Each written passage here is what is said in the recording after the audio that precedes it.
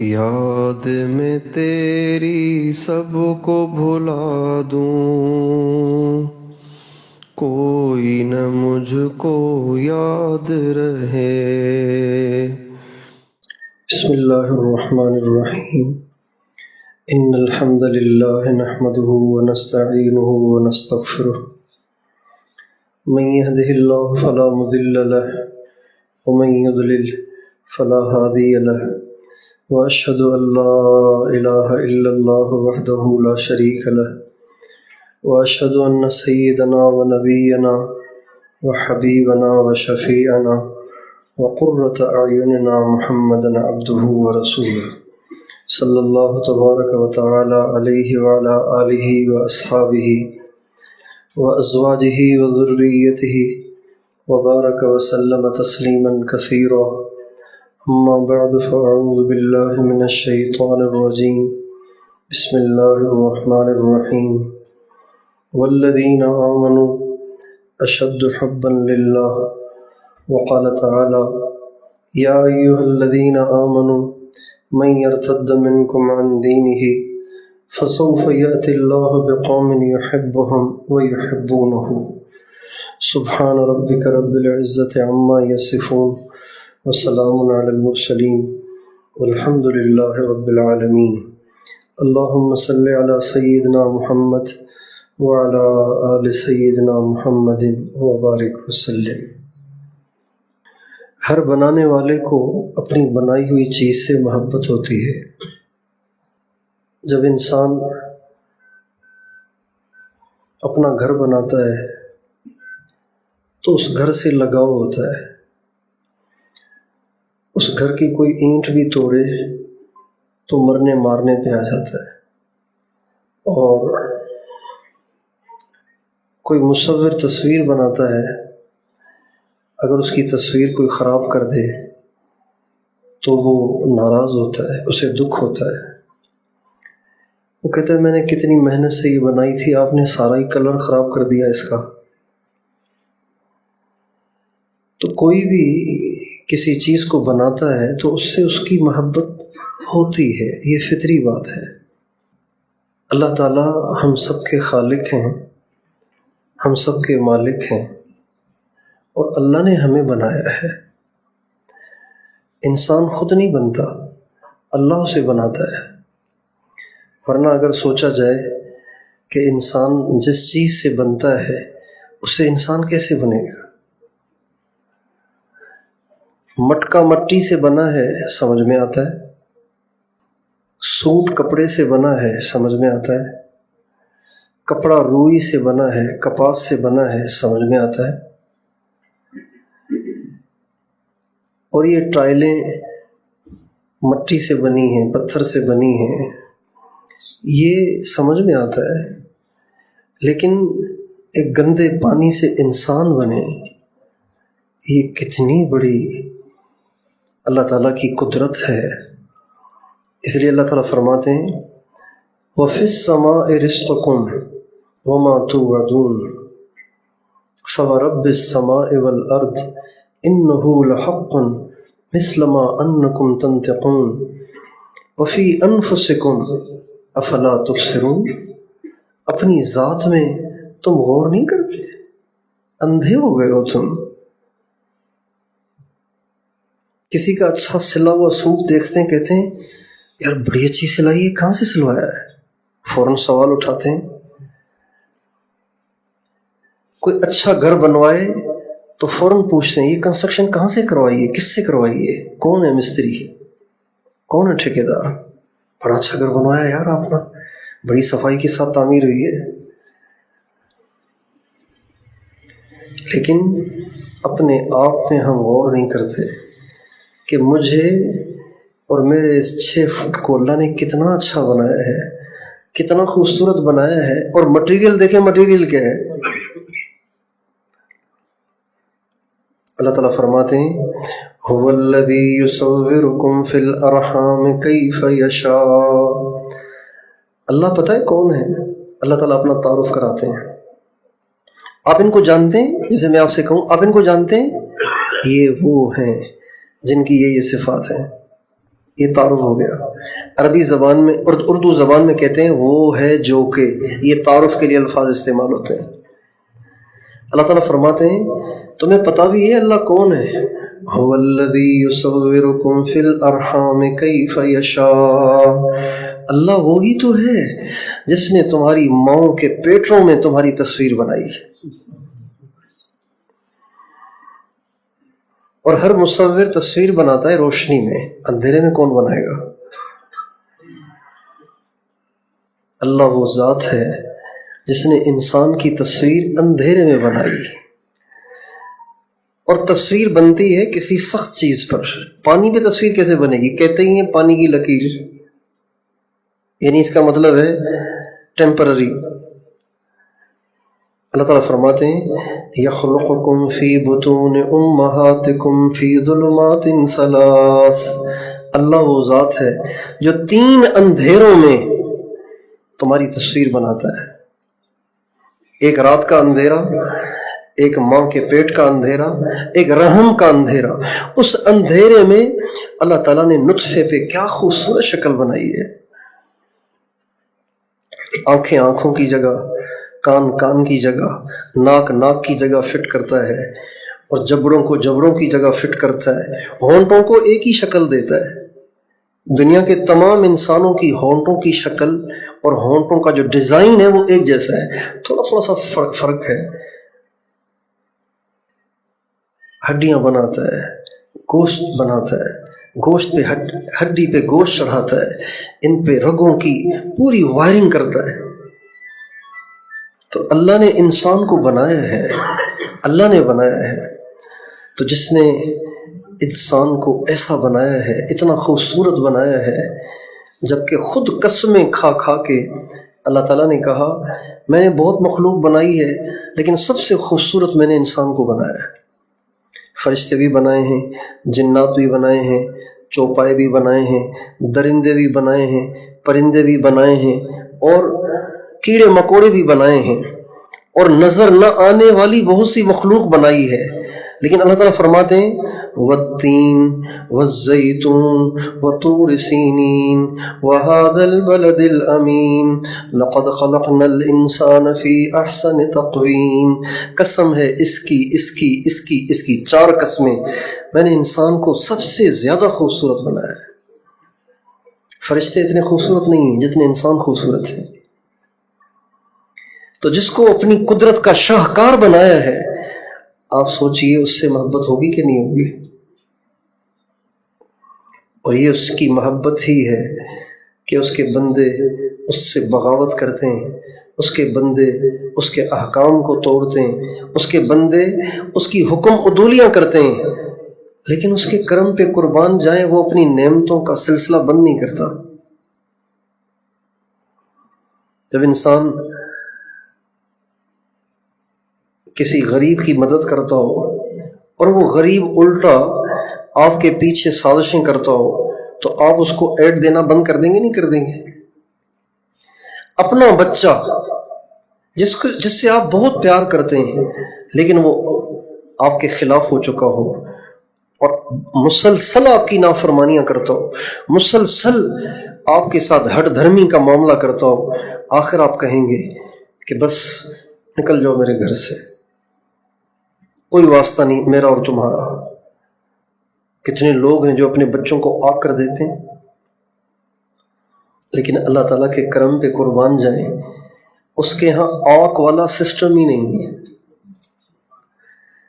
بندہ اگر فرعون بھی ہو جائے نا، اللہ اس کو بندہ ہونے سے نہیں نکالتا.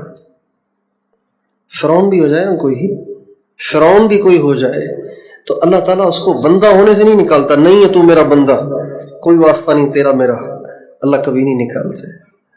سبحان اللہ. قل یا عبادی الذین اسرفوا علی انفسهم لا تقنطوا من رحمت اللہ ان اللہ یغفر الذنوب جمیعا انہ هو الغفور الرحیم. اللہ تعالیٰ فرماتے ہیں اے میرے نبی آپ میرے گناہ گار بندوں سے بات کریں. اے میرے بندوں، وہ جنہوں نے بہت زیادتیاں کی ہیں، بڑے گناہ کی ہیں. اسرفو کا معنی حد سے نکل جانا اور گناہوں کی کثرت کر دینا، اس کو کہتے ہیں اسرفو۔ تو فرماتے ہیں اے میرے وہ بندو جنہوں نے گناہوں کی حد کر دی ہے، میری رحمت سے نا امید نہ ہونا، یوں نہ سمجھنا کہ اب تم نے اتنے گناہ کر لیے اب واپسی کیسے ہوگی، نہیں، میرے دروازے تمہارے لیے ہر وقت کھلے ہوئے ہیں، جب بھی تم آؤ تمہیں معافی مل سکتی ہے۔ یہ اس کی محبت ہے کہ وہ نافرمانیوں کے باوجود بھی نعمتیں نہیں چھینتا، نافرمانیوں کے باوجود بھی نعمتیں بند نہیں کرتا۔ ایک عجیب حدیث قدسی ہے، حدیث قدسی اس حدیث کو کہتے ہیں کہ جو اللہ نے کہی ہوتی ہے، الفاظ ہمارے نبی کے ہوتے ہیں، مفہوم اللہ کا ہے، الفاظ حضور کے ہیں، اور یہ بھی وحی ہوتی ہے۔ ایک وحی وہ ہوتی ہے جس کی تلاوت کی جاتی ہے، وہ قرآن ہے، ایک وہ وحی ہے جس کی تلاوت نہیں کی جاتی، وہ حدیث قدسی ہے۔ اللہ تعالیٰ ایک حدیث قدسی میں فرماتے ہیں یا ابن آدم، اے آدم کے بیٹے، ما تنصفنی، تو میرے ساتھ انصاف نہیں کرتا۔ یہ لہجہ اور یہ الفاظ اور یہ انداز کسی طاقتور بادشاہ کا لگتا ہے آپ کو؟ جب طاقت آ جائے تو لہجے بدل جاتے ہیں، الفاظ بدل جاتے ہیں، انداز بدل جاتے ہیں۔ یہ الفاظ بتا رہے ہیں کہ بولنے والا کسی سے بہت پیار کرتا ہے، فدا ہوا پڑا ہے کسی پہ، باوجود اس کے کہ اس کو پکڑ سکتا ہے، لیکن انداز اس کا دوستانہ ہے، عاشقانہ اور معشوقانہ ہے۔ یا ابن آدم، اے آدم کے بیٹے، ما تنصفنی، تو میرے ساتھ انصاف نہیں کرتا۔ کیوں؟ اتحبب الیک بالنعم تتمقت الی بالمعاصی، میں مسلسل اپنی نعمتیں تجھے دے دے کر تجھ سے محبت کا اظہار کرتا ہوں، اور تو میری نافرمانیاں کر کر کے مجھ سے نفرت کا اظہار کرتا ہے۔ چاہے کوئی کہے نہیں، لیکن نافرمانی اظہار ہے نفرت کا۔ جب آپ کسی کی مسلسل نہیں مانتے تو اس کا مطلب یہی ہے نا کہ آپ کو اس کی کوئی پرواہ نہیں، آپ اسے کچھ بھی نہیں سمجھتے، یہی مطلب ہوتا ہے۔ اور آپ کسی کو مسلسل دیتے ہیں، مسلسل اس کو انعامات دیتے ہیں، مسلسل اس کو نوازتے ہیں، تو اس کا مطلب یہ کہ آپ اس سے بہت پیار کرتے ہیں۔ اتحبب الیک بالنعم، میں اپنی نعمتوں کے ذریعے سے تجھ سے اظہار محبت کرتا ہوں۔ تتمقت الی بالمعاصی، اور تو اپنی نافرمانیوں کے ذریعے سے میرے سے نفرت کا اظہار کرتا ہے۔ خیری الیک منزلا وشرک الی صاعد، میری طرف سے مسلسل تجھ پر خیریں اور نعمتیں اترتی ہیں، اور ظالم تیری طرف سے تو برائیاں ہی چڑھتی ہیں۔ ہاکذا جزائی یا عبدی، میرے بندے تیرے پاس میرے احسانات کا بدلہ یہ ہے۔ اللہ تعالیٰ اپنے بندے سے بہت پیار کرتے ہیں، اپنی بندی سے بہت پیار کرتے ہیں، اور اسی وجہ سے اللہ تعالیٰ کو یہ بات گوارا نہیں ہے کہ کوئی بندہ بھی، کوئی بندی بھی دوزخ میں جائے۔ اللہ تعالیٰ کو یہ بات گوارا نہیں ہے۔ اسی وجہ سے اللہ تعالیٰ اپنے بندوں اور بندیوں کو سمجھانے کے لیے انبیاء کو بھیجتا ہے، ورنہ اللہ کو کیا پڑی ہے کہ اس کو سمجھاؤ، دوزخ سے بچاؤ، کہیں یہ دوزخ میں نہ جائے۔ اللہ کو کیا ضرورت ہے اس کی؟ جب حکومت کوئی آرڈر دیتی ہے، کوئی آئین پاس کرتی ہے، قوانین بناتی ہے کہ اگر یوں ہوگا تو یہ چالان ہوگا، یوں ہوگا تو یہ چالان ہوگا، یوں ہوگا تو یہ چالان ہوگا، اور بندے پھر بھی اس کی خلاف ورزیاں کرتے ہیں، لوگ اس کی خلاف ورزیاں کرتے ہیں، تو کیا حکومت والے کوئی تبلیغیوں کو بھیجتے ہیں، تبلیغ والوں کو بھیجتے ہیں کہ جاؤ جا کے ان کو سمجھاؤ، کہیں ان کے چالان نہ ہو جائیں، کہیں ان کو جیل نہ کاٹنی پڑ جائے؟ کوئی بھیجتا ہے تبلیغ والوں کو؟ حکومت والا؟ حکمران تو آرڈر دیتے ہیں، جو غلط کرے گا اس کو سزا ہوگی۔ اللہ تعالیٰ آرڈر بھی دیتے ہیں اور ساتھ ساتھ اپنے نبیوں کو بھی بھیجتے ہیں جو اللہ کے سب سے پیارے ہیں، اللہ کو جو سب سے پیارے ہیں اللہ تعالیٰ ان کو بار بار بھیجتے ہیں. اللہ تعالیٰ نے 1,24,000 انبیاء کو بھیجا. غیر انبیاء اس کے علاوہ ہیں جن کی تعداد نبیوں سے زیادہ ہے. اب جیسے ہمارے نبی کے صحابہ ہیں، ان سارے صحابہ نے انسانوں پہ محنت کی، لوگوں کو تبلیغ کی، لوگوں کو سیدھا راستہ دکھایا، جبکہ وہ 3-4 لاکھ سے اوپر ہیں. صحابہ کی تعداد 3-4 لاکھ سے اوپر ہے. اور محدثین، فقہاء، اولیاء، مشائخ، اللہ والے کروڑوں کی تعداد میں، کھربوں کی تعداد میں ہیں. صرف انبیاء 1,24,000 ہیں. اور اللہ تعالیٰ نے نبیوں کو بھیجا اور اللہ نے دیکھا کہ لوگوں نے نبیوں کا مذاق اڑایا، لوگوں نے نبیوں پہ الزام لگائے، لوگوں نے نبیوں کو بھرے بازاروں میں بے عزت کیا، اور لوگوں نے نبیوں پہ پتھر برسائے، لہو لہا کر کے ان کو بے ہوش کیا. اور تو اور سب سے پیارے، سب سے محبوب، سب سے پیارے، سب سے افضل حضرت محمد صلی اللہ علیہ وسلم، جن کے چہرے کی اللہ نے قسمیں کھائیں، جن کی زلفوں کی اللہ نے قسمیں کھائیں، جب ان کو طائف بھیجا گیا اور خود اللہ نے بھیجا اور وہاں گئے اور انہوں نے بجائے بات کو قبول کرنے کے پتھر مارے اور لہو لہاں کیا اور بے ہوش کر دیا. حضور بے ہوش ہو گئے تھے. اور بچاتے بچاتے حضرت زید بن حارثہ بھی زخمی ہو گئے تھے مگر وہ بے ہوش نہیں ہوئے. انہوں نے حضور کو کندھے پہ اٹھایا اور آ کے عتبہ و شیبہ کے باغ میں لٹایا. یہ سب کچھ اللہ دیکھ رہا ہے. لیکن اللہ تعالیٰ یہ نہیں کہہ رہے میرے نبی بس چپ کر کے اب تو گھر میں بیٹھ جا، تیری جنت بن گئی، تمہاری ذمہ داری پوری ہو گئی، اب میں ان کو دیکھتا ہوں. اللہ نے یہ نہیں کہا. اس کے بعد بھی تبلیغ کا حکم ہے، اس کے بعد بھی بندوں کے پاس جانے کا حکم ہے، اس کے بعد بھی بندوں کو اللہ کا پیغام سنانے کا حکم ہے، اس لیے کہ اللہ نہیں چاہتے کہ کوئی بندہ دوزخ میں جائے. موسیٰ علیہ السلام کے زمانے میں موسیٰ علیہ السلام کا چچا زاد بھائی قارون تھا. مسلمانوں کی صف میں تھا لیکن اصل میں منافق تھا. اسلام کے احکام اس کی سمجھ میں نہیں آتے تھے، وہ اسلام کے احکام پہ اعتراض کرتا تھا. موسیٰ علیہ السلام نے چونکہ مالدار تھا تو زکوٰۃ کا حکم دیا اس کو، تو زکوٰۃ کا حکم اس کو ہضم نہیں ہوا. تو جب زکوٰۃ کا حکم ہضم نہیں ہوا تو بجائے حکم ماننے کے اس نے حضرت موسیٰ علیہ السلام کی کردار کشی کا پلان بنایا.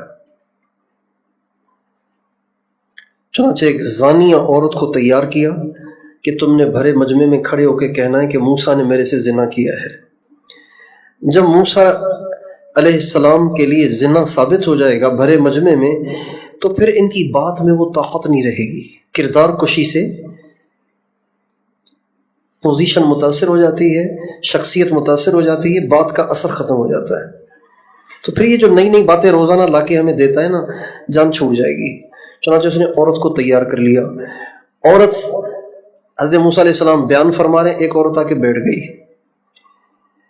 بڑے مجمع میں ایک نے سوال کیا، اے اللہ کے نبی ایک سوال ہے. کہاں بولو. کہ اگر کوئی زنا کرے باوجود اس کے کہ شادی شدہ ہو تو کیا کرنا چاہیے؟ کہ سنگسار کرنا چاہیے. اتنے میں فوراً ایک عورت کھڑی ہو گئی اور کہنے لگی موسیٰ آپ نے مجھ سے زنا نہیں کیا تو آپ پہ بھی یہ سزا لاگو ہونی چاہیے. آپ اندازہ لگائیں کلیم اللہ پر بھرے مجمع میں جب بدکاری کا الزام لگایا جا رہا ہو تو کیا دل کا حال ہوگا. جب اس نے یوں کہا نا تو حضرت موسیٰ علیہ السلام نے غصے سے اس عورت کو دیکھا، کہا کچھ نہیں، صرف دیکھا.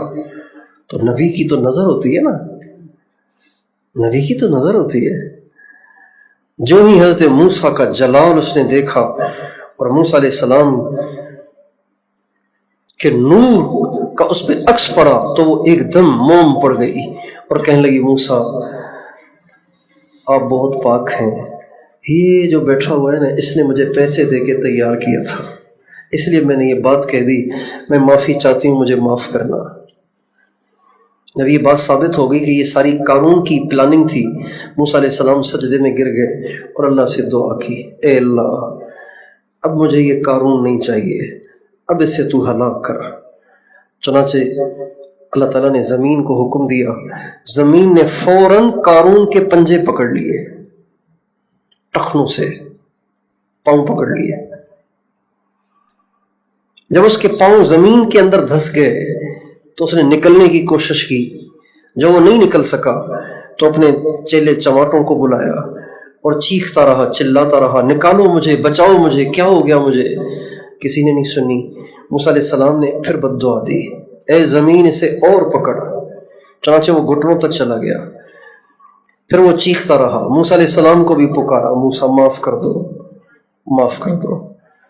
موسیٰ علیہ السلام نے اور بد دعا دی، اے زمین اسے اور پکڑ۔ وہ ناف تک، کندھوں تک، پھر سارا دھس گیا، مگر وہ آخر تک چیختا رہا۔ جب وہ سارا زمین میں دھس گیا تو اللہ تعالیٰ نے موسیٰ علیہ السلام کی طرف وحی بھیجی، ما اشد قلبک یا موسیٰ، اے موسیٰ تیرا دل کتنا سخت ہے۔ وعزتی وجلالی لو استغاث بی لاغثتہ، میری عزت اور میرے جلال کی قسم، اگر وہ مجھ سے مدد چاہتا تو میں اس کی ضرور مدد کرتا۔ اللہ کتنا کریم ہے اور اپنے بندوں سے کتنا پیار ہے اسے۔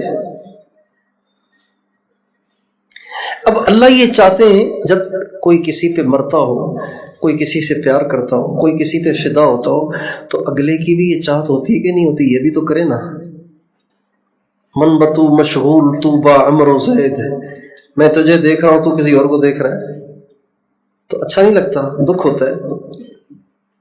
بیوی خاوند سے پیار کرتی ہو اور خاوند کہیں اور میسیجز کرتا ہو تو بیوی کو نیند نہیں آتی۔ باپ اور ماں بچوں پہ مرتے ہوں اور بچے ماں باپ کا حال تک نہ پوچھتے ہوں اور ہر وقت دوستوں میں گھسے رہتے ہوں تو ماں باپ کو دکھ ہوتا ہے، کیسے بچے ہیں، ہم ان کے لیے مرے جا رہے ہیں، کیا کھایا نہیں کھایا، کم کیوں کھایا، اور یہ ہمارا حال تک پوچھنے کو تیار نہیں ہے، اتنا بھی ان کے پاس ٹائم نہیں ہے۔ حضرت جنید بغدادی رحمۃ اللہ علیہ کے پاس ایک عورت آئی پردے میں اور کہنے لگی کہ حضرت صاحب مجھے آپ سے ایک بات کرنی ہے۔ کہاں بولو؟ کہ اگر پردے کا حکم نہ ہوتا تو میں اپنے چہرے سے چادر ہٹا کے آپ کو دکھاتی کہ میں کتنی حسین ہوں، لیکن مجھے دکھ ہے جو میں آپ کو سنانے آئی ہوں، کوئی دعا لینے آئی ہوں کہ میں اتنی حسین ہوں، اس کے باوجود بھی میرا خاوند کسی اور کو چاہتا ہے، یہ مجھے دکھ ہے۔ حضرت جنید بغدادی نے جب یہ سنا تو بے ہوش ہو گئے۔ کچھ دیر کے بعد ہوش آیا تو عورت پریشان ہو گئی تھی کہ پتہ نہیں کیا ہو گیا ان کو، تو کہنے لگی حضرت صاحب پریشان تو میں ہوں، بے ہوش آپ ہو گئے۔ تو فرمانے لگے جب تم نے کہا نا میں اتنی حسین ہوں پھر بھی میرا خاوند کسی اور کو چاہتا ہے، تو میں نے سوچا اللہ اتنا حسین ہے پھر بھی اس کے بندے کسی اور کو چاہیں، اسے کتنا دکھ ہوتا ہوگا۔ ہمارے ہاں اللہ پاک سے محبت کا کانسیپٹ ہی نہیں ہے۔ اللہ سے محبت کیا مطلب؟ اللہ کی تو عبادت کرنی ہوتی ہے زیادہ سے زیادہ، نہیں، اللہ سے پیار کرنا ہوتا ہے، اللہ سے محبت کرنی ہوتی ہے، اللہ کو دل سے چاہنا ہوتا ہے، اور اللہ کا حق بنتا ہے کہ اللہ کو چاہا جائے، اللہ سے پیار کیا جائے، اللہ سے محبت کی جائے، اللہ کو دل میں بسایا جائے، اس کا حق بنتا ہے۔ اس لیے کہ محبت یا تو ہوتی ہے احسان کی وجہ سے، اس کے بہت زیادہ ہم پہ احسانات ہیں اس لیے ہمیں اس سے محبت ہو گئی ہے، تو اللہ سے زیادہ احسانات کس کے ہیں؟ وَإِن تَعُدُّوا نِعْمَةَ اللَّهِ لَا تُحْصُوهَا إِنَّ الْإِنسَانَ لَظَلُومٌ كَفَّارٌ۔ اللہ تعالیٰ فرماتے ہیں تم میری نعمتوں کو گننا چاہو نا، شکریہ تو تم کیا ادا کرو گے، صرف تم گنتی کرنا چاہو نا 1 2 3 4 تمہاری زندگیاں کھپ جائیں گی، تم میری نعمتوں کی گنتی بھی پوری نہیں کر سکتے، اتنی نعمتیں میری تمہارے اوپر۔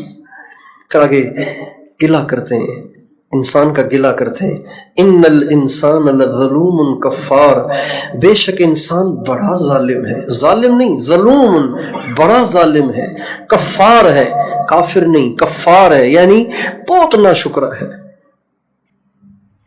محبت انسان کرتا ہے کہ اگلے نے احسانات بہت کیے ہیں، تو سب سے زیادہ اللہ کے احسانات ہیں۔ ہم جو سانس لے رہے ہیں، ابھی ہم بیٹھے ہوئے ہیں نا، ہم سارے سانس اندر بھی لے جا رہے ہیں، باہر بھی نکال رہے ہیں۔ آپ میں سے کسی کو شعور تھا میرے اس کہنے سے پہلے کہ آکسیجن اندر جا رہی ہے، کاربن ڈائی آکسائڈ باہر نکل رہی ہے؟ ہم میں سے کسی کو شعور ہی نہیں تھا، یہ چل رہا تھا سسٹم سارا۔ ہم بیٹھے ہوئے تھے، ابھی بھی آپ کو احساس نہیں، کہوں گا تو پھر آپ کو اس کا خیال آئے گا، دل دھڑک رہا ہے، دل دھڑک رہا ہے۔ دنیا کی کون سی ایسی مشین ہے کہ جو سالہ سال مسلسل بغیر کسی ریسٹ کے چلتی رہے؟ دنیا کی کون سی مشین ایسی؟ کوئی بھی نہیں ہے ایسی۔ اتنے مہنگے مہنگے موبائل ہیں، 2 دن میں جواب دے جاتے ہیں، 1 دن میں جواب دے جاتے ہیں۔ پاور بینک لوگ لیے پھرتے ہیں، پھر پاور بینک بھی جواب دے جاتے ہیں۔ کون سی مشین اللہ نے یہاں سینے میں بائیں طرف فٹ کی ہوئی ہے؟ جب ہم 4 مہینے کے تھے نا ماں کے پیٹ میں، جب ہم 4 مہینے پیدا تو ہوئے تھے 9 مہینے میں، جب ہم 4 مہینے کے تھے تب سے یہ حصہ دھڑک رہا ہے اور مسلسل دھڑک رہا ہے، اور 1 منٹ میں 70-80 دفعہ دھڑک رہا ہے اور مسلسل دھڑک رہا ہے، اور یہ بند نہیں ہوگا۔ جس دن ہمارا آخری دن ہوگا اور جو لمحہ ہمارا آخری لمحہ ہوگا اس وقت جا کے یہ بند ہوگا۔ ہارٹ بیٹ کم ہو جائے تو بھی پریشان، زیادہ ہو جائے تو بھی پریشان۔ یہ کتنے اس کے احسانات ہیں۔ کھانا کھاتے ہیں، کھاتے رہتے ہیں، کھاتے رہتے ہیں، کھاتے رہتے ہیں، چبانے کا مزہ الگ لیتے ہیں، چکھنے کا مزہ الگ لیتے ہیں، نگلنے کا مزہ الگ لیتے ہیں، اور اندر جا کہاں رہا ہے کوئی ہوش نہیں، کوئی ہوش نہیں، جا رہا ہے جا رہا ہے جا رہا ہے جا رہا ہے۔ ایک روٹین بنی ہوئی ہے، کھانا کھا لیتے ہیں، صبح کو واش روم چلے جاتے ہیں اور سمجھتے ہیں کہ بس یہ کچھ سسٹم میں چل رہا ہے۔ کیا انسان کے جسم میں کارخانے ہیں جو اللہ نے بنا دیے ہیں، یہ سارے اس کے احسانات ہیں۔ ایک بھی نعمت ہم سے چھین لے تو ہماری عقل ٹھکانے آ جائے۔ ہم لوگ ایک دفعہ جماعت میں چل رہے تھے پشاور میں، تو مسجد کے ساتھیوں نے کہا کہ ہمارے جو ساتھی ہیں یہاں کے محلے کے، ان کے لیے دعا کریں۔ کبھی کیا ہوا ان کو؟ کہنے لگے ان کے معدے میں کینسر ہو گیا ہے، معدے میں کینسر ہو گیا ہے۔ بھائی کسی اور چیز میں تو کینسر سنا ہے، اس چیز کو کاٹ دیتے ہیں، کینسر کو نکال دیتے ہیں شوؤں کے ذریعے سے، کاٹنے کے ذریعے، انجیکشنوں کے ذریعے، مختلف علاجوں کے ذریعے۔ معدے کا کیا کریں گے؟ کہنے لگے بس ڈاکٹروں نے یہی کہا ہے کہ اس کا معدہ نکالنا پڑے گا۔ تو معدہ نکل جائے گا تو زندگی کیسے گزرے گی؟ کتنے اس کے احسانات ہیں۔ انسان کے جسم میں بہت ساری چیزیں ہیں جو جمع ہو کر انسان کے کارخانے کو چلا رہی ہیں۔ اس میں شوگر بھی ہے، اور اس میں نمکیات بھی ہیں، اور اس میں آئرن بھی ہے، اور اس میں پتہ نہیں کیا کیا ہے، اور ہر چیز کی اللہ تعالیٰ نے کوانٹٹی رکھی ہے، ایک مقدار رکھی ہے، اس سے بڑھ گئی تو مسائل ہیں۔ ایک آدمی ایک چھوٹی بچی کو لے کے آیا ایک دفعہ وہاں ہمارے یہاں مدرسے میں۔ اس بچی کی عمر کوئی ہوگی 8-9 مہینے یا 1 سال زیادہ سے زیادہ، اور بچی ایسی خوبصورت جیسے سیب ہو، ایسی خوبصورت گول مول۔ کہ لگے اس بچی کے لیے دعا کریں۔ میں نے کہا کیا دعا کریں؟ ماشاءاللہ یہ تو دیکھو دیکھتے ہی انسان ماشاءاللہ کر اٹھتا ہے۔ کہنے لگے نہیں میری بچی بہت بیمار ہے۔ میں نے کہا کیا ہے؟ کہا اس کو 500-550 شوگر ہے، اور عمر کتنی؟ 1 سال یا اس سے بھی کم۔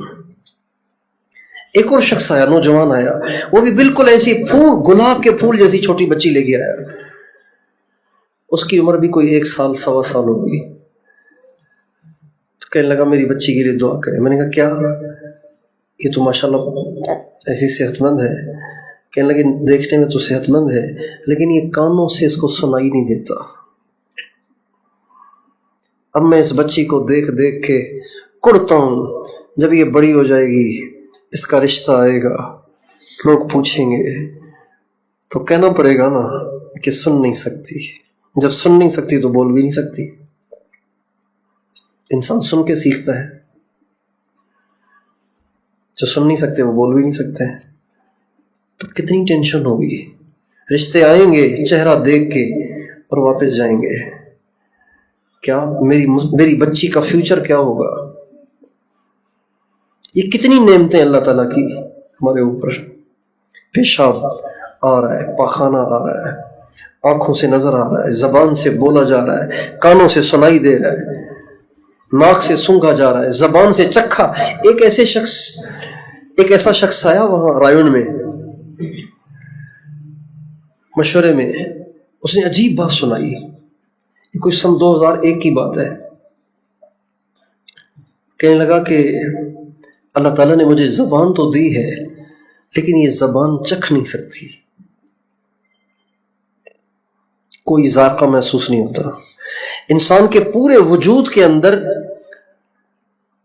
یہ ایک آدھے چھٹان کا جو ٹکڑا ہے گوشت کا، اسی میں اللہ نے یہ وصف رکھا ہے کہ یہ اس پر جو چیز رکھی جائے یہ فوراً اس کا ذائقہ بتاتی ہے، میٹھا ہے، کڑوا ہے، پھیکا ہے، نمکین ہے، چٹپٹا ہے۔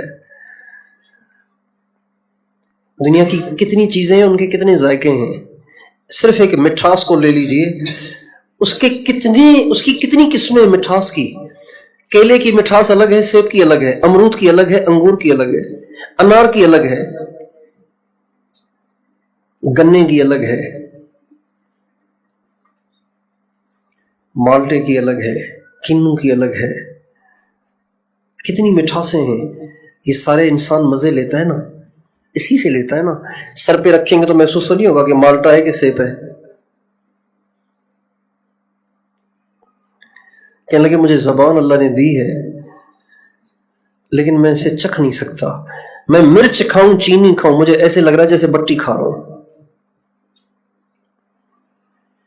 وَإِن تَعُدُّوا نِعْمَةَ اللَّهِ لَا تُحْصُوهَا إِنَّ الْإِنسَانَ لَظَلُومٌ كَفَّارٌ۔ کسی سے محبت ہوتی ہے اس لیے کہ اس کے انعامات بہت ہیں، اس کے احسانات بہت ہیں، تو اللہ سے زیادہ احسانات کس کے ہیں؟ پھر اس سے کیوں محبت نہیں ہے؟ وہ کیوں نہیں یاد آتا؟ اس سے ملنے کو دل کیوں نہیں کرتا؟ اس کے دیکھنے کو دل کیوں نہیں کرتا؟ اس کے ماننے پہ طبیعت آمادہ کیوں نہیں ہوتی؟ اس کے بلاوے پہ ہم بے چین کیوں نہیں ہو جاتے؟ اذان سن کے ہم کیوں نہیں بے چین ہو جاتے؟ جب سجدے میں سر رکھتے ہیں تو ہمیں مزہ کیوں نہیں آتا؟ جب وہ فجر کے لیے بلاتا ہے ہماری آنکھ کیوں نہیں کھلتی؟ گہری نیند والی ماں جب اس کا بچہ روئے تو رات کو 2 بجے بھی اٹھ جاتی ہے، 3 بجے بھی اٹھ جاتی ہے۔ محبت ہے۔ تو کسی سے محبت ہوتی ہے احسانات کی وجہ سے، کسی سے محبت ہوتی ہے کمالات کی وجہ سے۔ کمالات بڑے ہیں اس میں، مثلا رنگ روپ بڑا خوبصورت ہے، اس پہ دل آ گیا۔ آواز بڑی سریلی ہے، اس پہ دل آ گیا۔ ادائیں بڑی خوبصورت ہیں، من موہنے والی ہیں، اسی پہ دل آ گیا۔ کوئی بھی اس میں کمال ہے، اس کمال کی وجہ سے دل آ گیا۔ تو کیا اللہ میں کوئی کمال نہیں ہے؟ کیا کوئی کمال ایسا بھی ہے جو اللہ میں نہیں ہے؟ سارے کمالات کا خالق بھی اللہ، مالک بھی اللہ، اور سارے کمالات جس ذات میں موجود ہیں وہ بھی اللہ۔ اگر کسی کے پاس کوئی کمال ہے تو وہ اللہ کا دیا ہوا ہے، وہ امانت ہے اللہ کی، ورنہ اصل میں وہ کمال اللہ کا ہے۔ اس کے بنائے ہوئے حسین اتنے حسین ہیں، وہ خود کتنا حسین ہوگا۔ اس کے بنائے ہوئے با کمال اتنے با کمال ہیں، وہ خود کیسا با کمال ہوگا۔ اس کی بنائی ہوئی مخلوق اتنی بڑی ہے، وہ خود کتنا بڑا ہوگا۔ حدیث میں آتا ہے اگر 7 زمینیں لپیٹ کر پہلے آسمان پر رکھ دی جائیں تو ایسے لگے گا جیسے بڑے گراؤنڈ میں ایک گیند پڑی ہوئی ہے۔ एक अंगूठी पड़ी हुई है, और अगर पहले आसमान को दूसरे आसमान पे रखा जाए तो ऐसे लगेगा जैसे बड़े ग्राउंड में एक अंगूठी पड़ी हुई है, और तीसरे आसमान पे दूसरे को, चौथे पे तीसरे को, और पांचवें पे चौथे को, और छठे पे पांचवें को, और सातवें पे छठे को अगर रखा जाए तो बिल्कुल ऐसे ही होगा जैसे किसी बड़े ग्राउंड में एक अंगूठी। तो वो तो नजर ही नहीं आती, बड़े ग्राउंड में अंगूठी। हर आसमान दूसरे से इतना बड़ा है, और अगर ये सातों आसमान, सातों जमीनें लपेट कर अर्श पे रखी जाएं तो ऐसे लगेगा जैसे बड़े ग्राउंड में अंगूठी पड़ी हुई है। सातों आसमानों पे एक नूर का समंदर है। सातों आसमानों के ऊपर क्या है? नूर का एक समंदर है, जिसकी एक एक मौज जमीन से लेके आसमान तक बुलंद है। उसके ऊपर सिदरतुल मुंतहा है, उसके ऊपर अल्लाह का अर्श है, उसके ऊपर कुर्सी है, और उस पर हमारा अल्लाह जलवा अफरोज है, और पूरी दुनिया पे उसकी नजर है, पूरी दुनिया पे उसकी नजर है, पूरी दुनिया पे उसकी नजर है। मा तस्कुतु मिन वरक़तिन इल्ला यअलमुहा वला हब्बतिन फी ज़ुलुमातिल अर्द वला रत्बिन वला याबिसिन इल्ला फी किताबिम मुबीन व इन तजहर बिल क़ौलि फ़इन्नहु यअलमुस सिर्र व अख़फ़ा अल्लाहु ला इलाहा इल्ला हु लहुल अस्माउल हुस्ना। अल्लाह ताला फरमाते हैं कि अगर पूरी दुनिया के करोड़ों जंगलों में से किसी एक जंगल के किसी एक दरख्त की किसी एक शाख से पत्ता टूट के गिरता है ना, मुझे उसका पता होता है।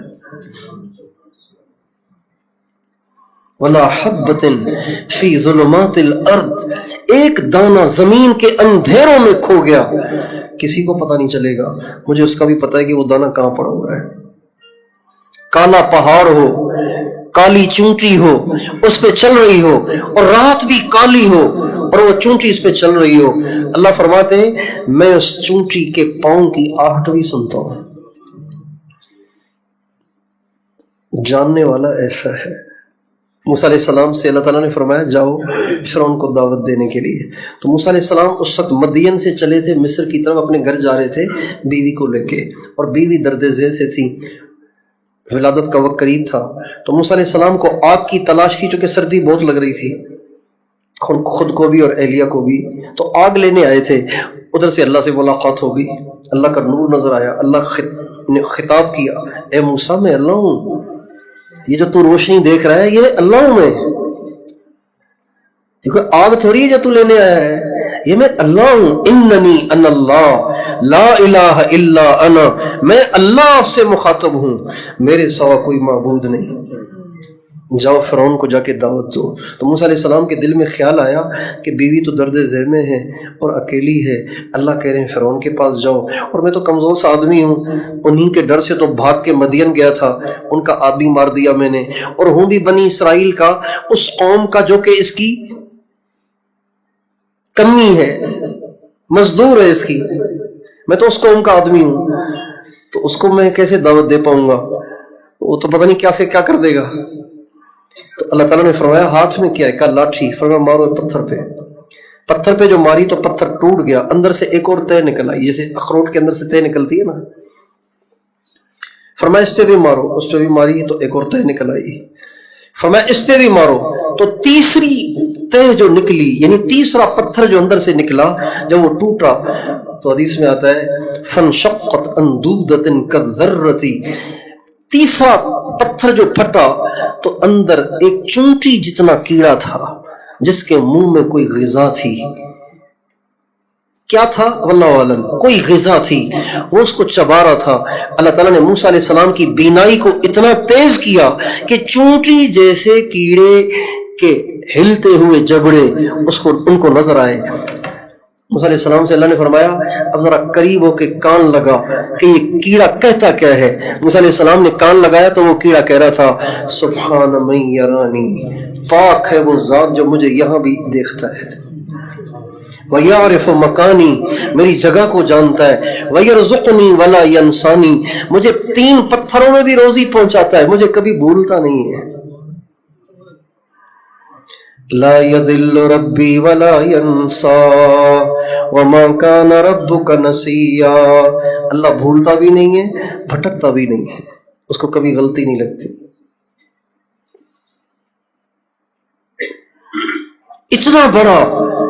इतना बड़ा मगर हर एक से वाकिफ है। इस वक्त हम सबके दिलों में क्या भेद है सब उसको पता है। पूरी दुनिया के इंसानों के दिलों में क्या भेद है अल्लाह उसको भी जानता है।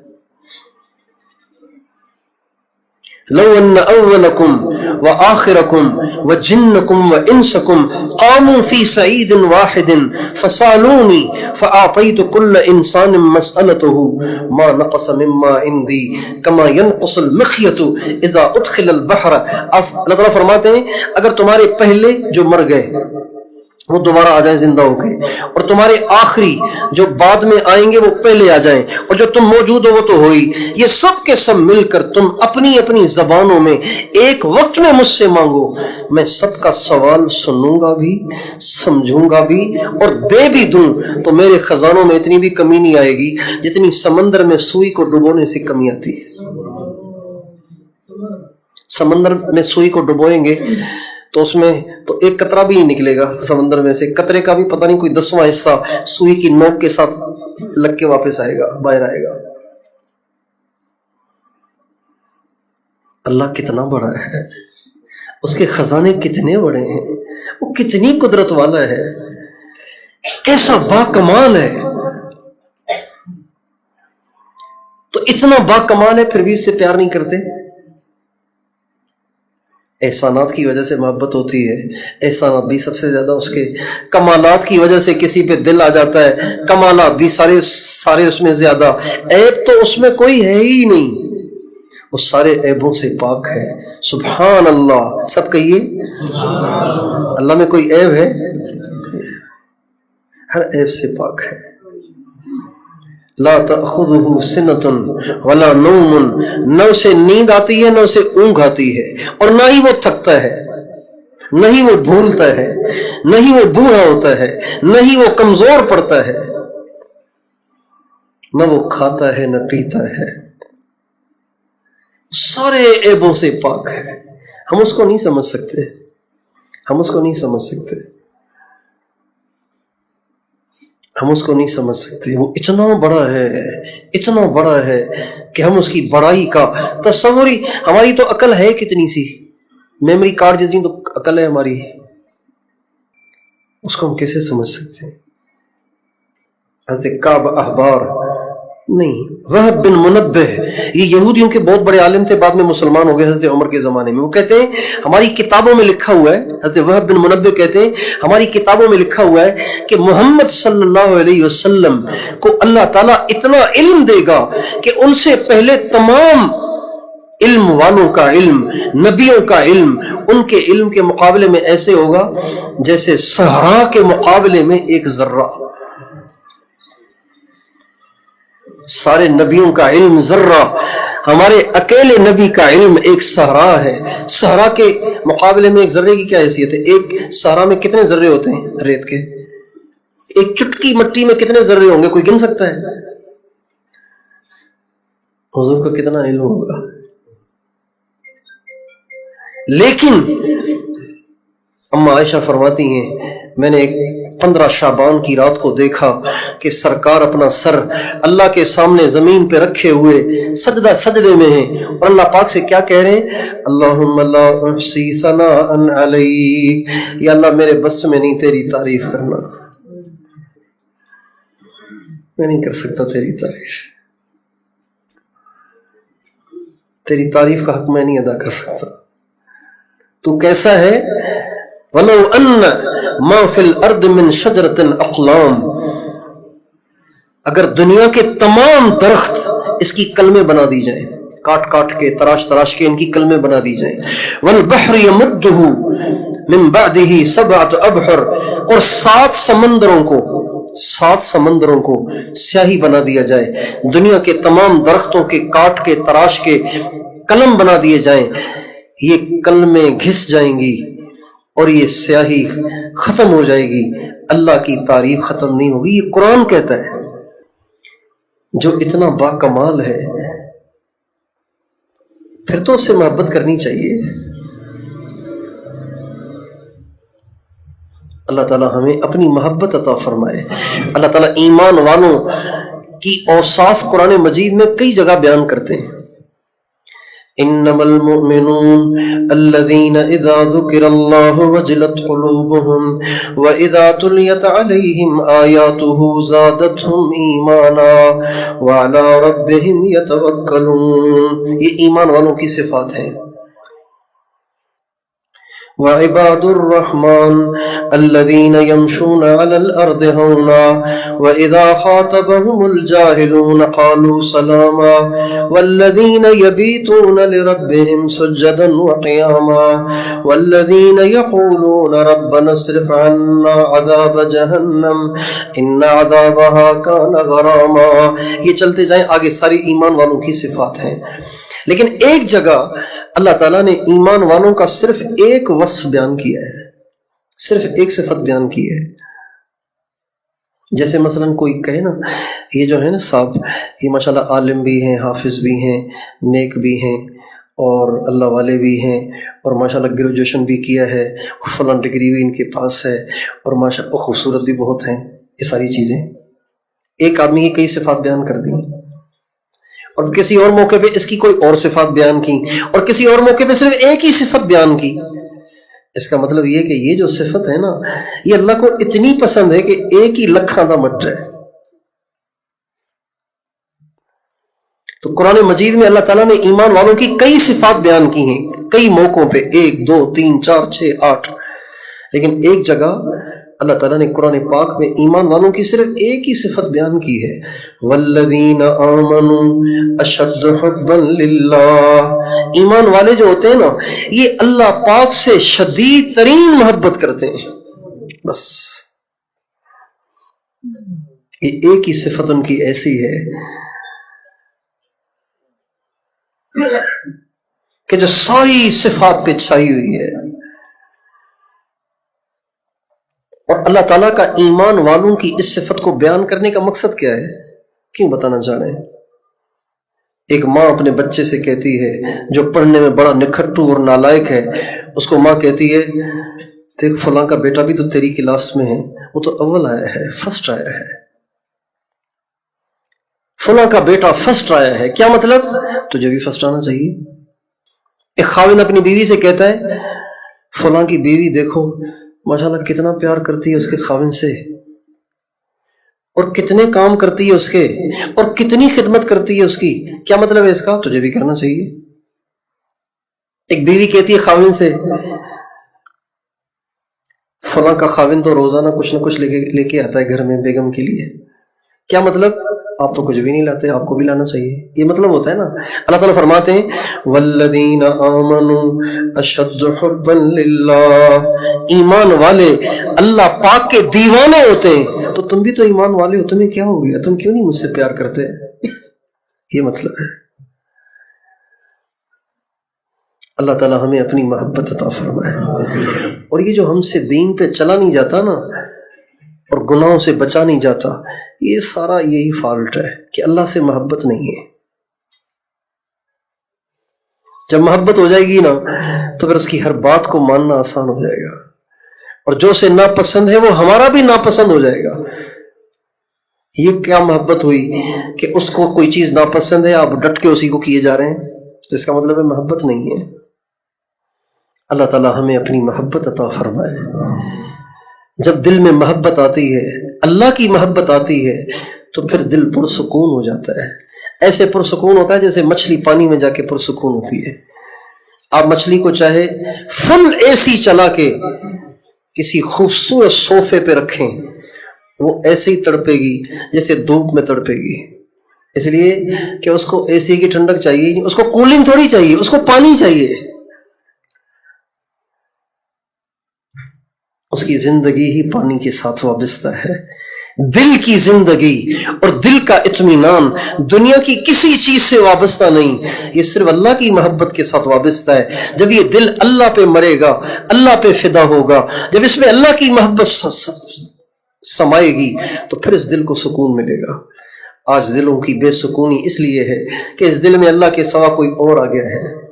اللہ تعالیٰ سے دعا ہے کہ اللہ تعالیٰ ہمیں اپنی سچی محبت عطا فرمائے اور اس کی نعمتوں کا احساس عطا فرمائے، اور اللہ تعالیٰ اپنی نعمتوں کی ہمیں قدردانی عطا فرمائے۔ وآخر دعوانا ان الحمد للہ رب العالمین۔